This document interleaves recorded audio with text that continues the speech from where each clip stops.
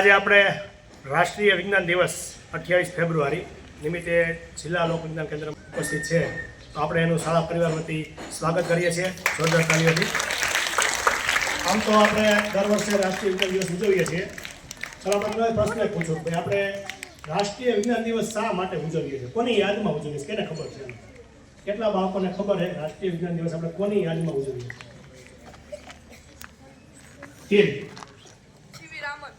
સરસ, ડોક્ટર સીવી રામન. તો આજથી બરાબર 1927 ની વાત છે. 1927 માં સીવી રામને રામન ઇફેક્ટ. તો પ્રશ્ન એ છે રામન ઇફેક્ટ એટલે શું? રામન ઇફેક્ટ એટલે પછી શું અગત્યની છે રામન ઇફેક્ટ? કોણ કહેશે? કોઈ ખ્યાલ? ખબર? સમુદ્ર કેવો દેખાય છે? કેવા પ્રકારનો સમુદ્ર દેખાય? બ્લુ.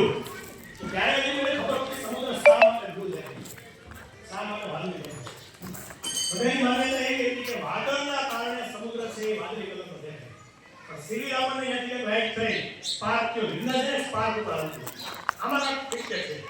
અને એને સંશોધન કર્યું કે પાણી એમાં પ્રકાશ પસાર થાય ને તો એનું જે પાણીનું પ્રકાશનું પરાવર્તન થતું હોય નોકરી છે એને રામન ઇફેક્ટ કહેવાય. બરાબર? અને એ રામન ઇફેક્ટની શોધ કરી એ બહુ મોટી ક્રાંતિકારી શોધ છે. એટલી શોધમાં નોબેલ પારિતોષિક કોની યાદ આપવામાં આવે છે? Alfred Nobel. બરોબર? ડાયનામાઇટની શોધ કરી.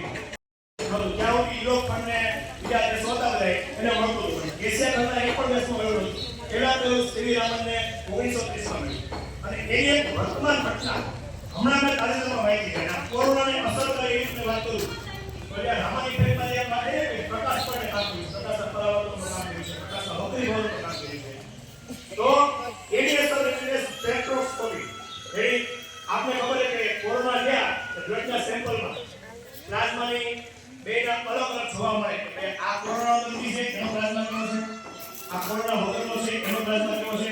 એના માટે અત્યારે ખાસ એમ્સ ભોપાલની એમ્સ છે ને એ અત્યારે એની પર કામ કરી રહી છે.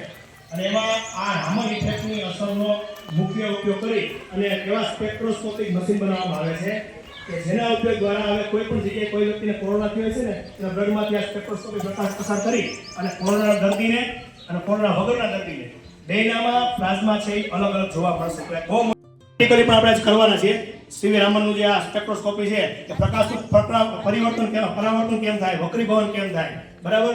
એ આપણે પ્રેક્ટિકલી જોશું.